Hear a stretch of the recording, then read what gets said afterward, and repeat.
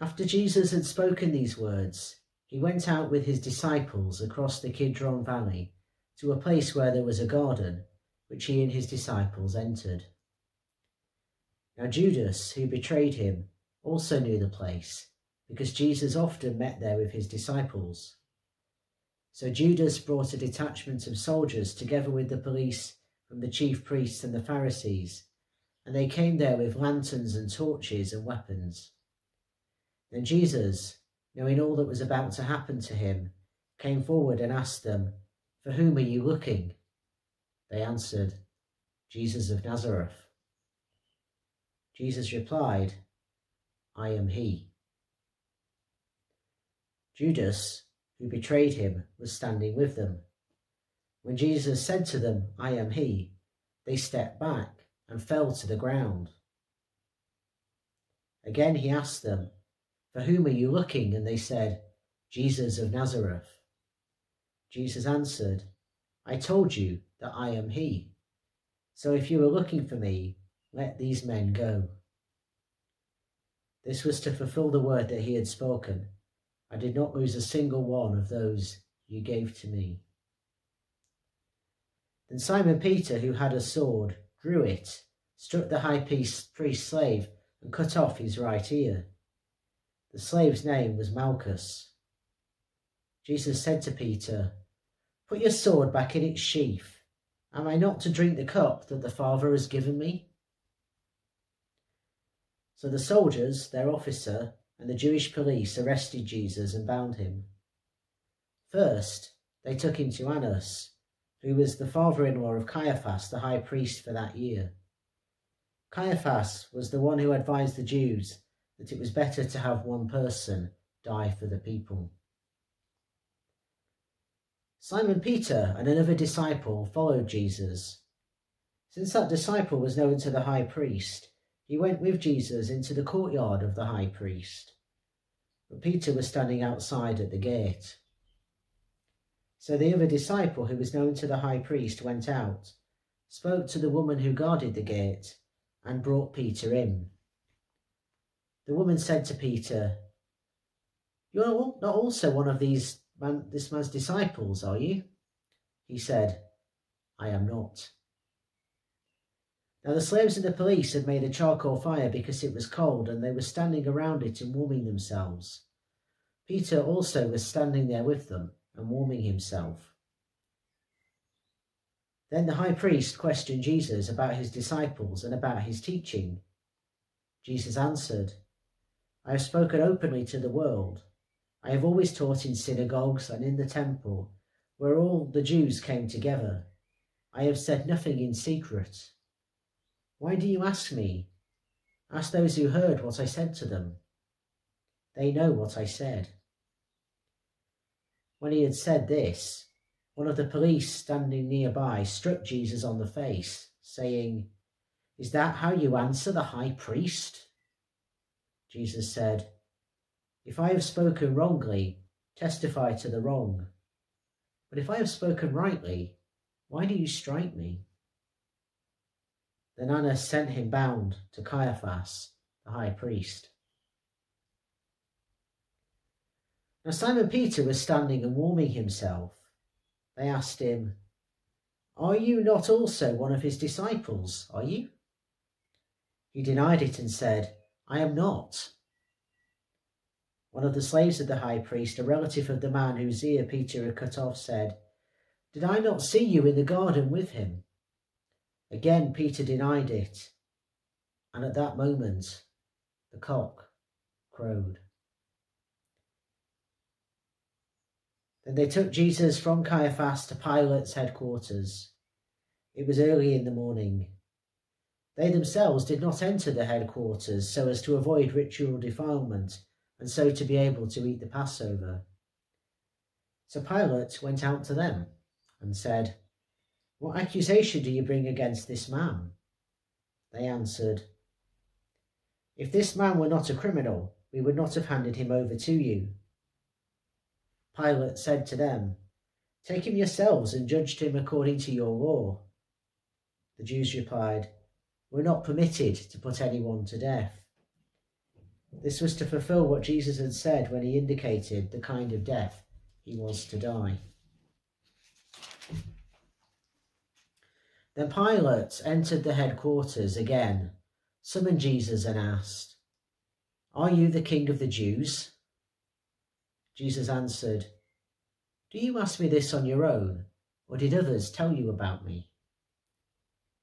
Pilate replied, "I'm not a Jew, am I? Your own nation and the chief priests have handed you over to me. What have you done?" Jesus answered, "My kingdom is not from this world. If my kingdom were from this world, my followers would be fighting to keep me from being handed over to the Jews. But as it is, my kingdom is not from here." Pilate asked him, "So you are a king?" Jesus answered, "You say that I am a king. For this I was born, and for this I came into the world, to testify to the truth. Everyone who belongs to the truth listens to my voice." Pilate asked him, "What is truth?" After he had said this, he went out to the Jews again and told them, "I find no case against him, but you have a custom that I release someone for you at the Passover. Do you want me to release for you the King of the Jews?" They shouted in reply, "Not this man, but Barabbas."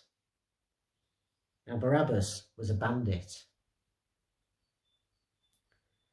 Then Pilate took Jesus and had him flogged.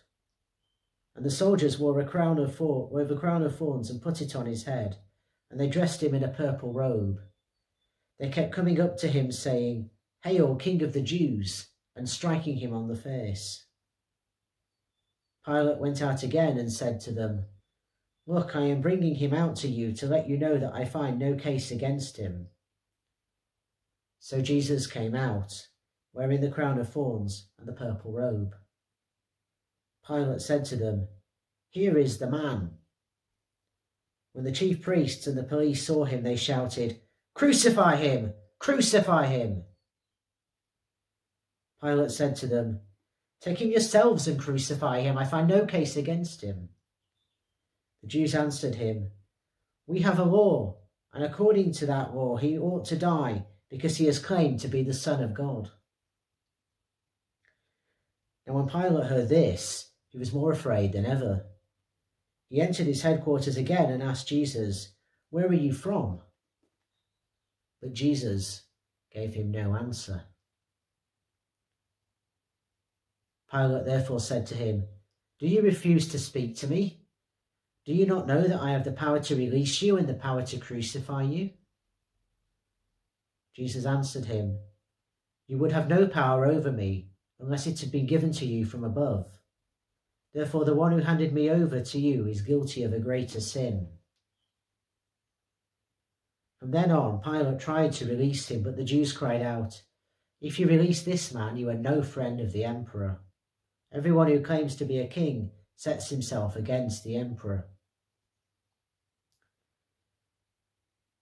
When Pilate heard these words, he brought Jesus outside and sat on the judge's bench at a place called the Stone Pavement, or in Hebrew, Gabbatha. Now it was the day for the preparation for the Passover, and it was about noon. He said to the Jews, "Here is your king." They cried out, "Away with him, crucify him." Pilate asked them, "Shall I crucify your king?" The chief priests answered, "We have no king but the emperor." He then handed them over to them to be crucified. So they took Jesus, and carrying the cross by himself, he went out to what is called the place of the skull, which in Hebrew is called Golgotha. There they crucified him, and with him 2 others, one on either side, with Jesus in between them. Pilate also had an inscription written and put on the cross. It read, "Jesus of Nazareth, the King of the Jews." Many of the Jews read this inscription because the place where Jesus was crucified was near the city, and it was written in Hebrew, in Latin, and in Greek. Then the chief priests of the Jews said to Pilate, "Don't write, 'the King of the Jews,' but 'this man said, I am the King of the Jews.'" Pilate answered, "What I have written, I have written." When the soldiers had crucified Jesus, they took his clothes and divided them into 4 parts, one for each soldier. They also took his tunic. Now the tunic was seamless, woven in one piece from the top. So they said to one another, "Let's not tear it, but cast lots to see who will get it." This was to fulfill what the scripture says, "They divided my clothing among themselves, and for my clothing they cast lots." And that is what the soldiers did. Meanwhile, standing near the cross of Jesus were his mother and his mother's sister, Mary the wife of Clopas and Mary Magdalene. When Jesus saw his mother and the disciple whom he loved standing beside her, he said to his mother, "Woman, here is your son." Then he said to the disciple, "Here is your mother." And from that hour the disciple took her into his own house. After this, when Jesus knew that all was now finished, he said, in order to fulfill the scripture, "I am thirsty." A jar full of sour wine was standing there, so they put a sponge full of wine on a branch of hyssop and held it to his mouth. When Jesus had received the wine, he said, "It is finished." Then he bowed his head and gave up his spirit.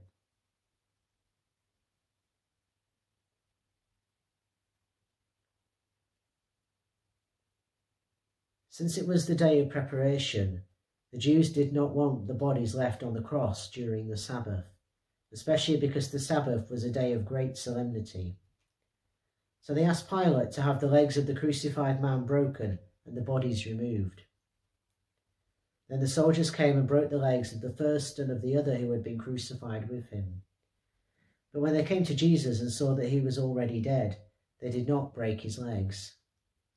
Instead, one of the soldiers pierced his side with a spear, and at once blood and water came out. He who saw this has testified, so that you also may believe. His testimony is true, and he knows that he tells the truth. These things occurred so that the scripture might be fulfilled.